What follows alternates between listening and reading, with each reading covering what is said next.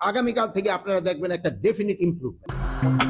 শেষ রাতে হঠাৎ স্বরাষ্ট্র উপদেষ্টা লেফটেন্যান্ট জেনারেল মোহাম্মদ জাহাঙ্গীর আলম চৌধুরীর বারিধারা ডিওএইচ এর বাসায় আসেন বৈষম্য বিরোধী ছাত্র আন্দোলনের আহ্বায়ক হাসনাত আব্দুল্লাহ। 23 ফেব্রুয়ারি রোববার দিবাগত রাত 3:30টার দিকে তাকে উপদেষ্টার বাসভবনের সামনে দেখা যায়। স্বরাষ্ট্র উপদেষ্টার জরুরি সংবাদ সম্মেলনের পরপরই অর্থাৎ রোববার দিবাগত রাত 3:30টার দিকে হঠাৎ গাড়িতে চড়ে তার বাসভবনের সামনে উপস্থিত হন হাসনাত আব্দুল্লাহ। এ সময় বেশ কয়েকজন সাংবাদিকের সঙ্গে কথা বলেন তিনি, তবে ক্যামেরার সামনে কিছু বলতে রাজি হননি।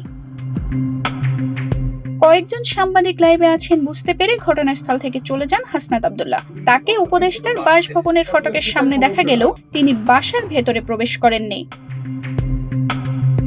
এর আগে স্বরাষ্ট্র উপদেষ্টার পদত্যাগ দাবিতে মধ্যরাতে ঢাকা বিশ্ববিদ্যালয়ের শিক্ষার্থীদের বিক্ষোভ সমাবেশে যোগ দেন হাসনাত আব্দুল্লাহ। গত কয়েকদিন ধরে সারা দেশে বেশ কয়েকটি বড় অপরাধের ঘটনা সামাজিক যোগাযোগ মাধ্যমে ভাইরাল হয়েছে। ধর্ষণ, ছিনতাই, চুরি ও ডাকাতির ঘটনায় জনমনে ব্যাপক ক্ষোভ সৃষ্টি হয়েছে।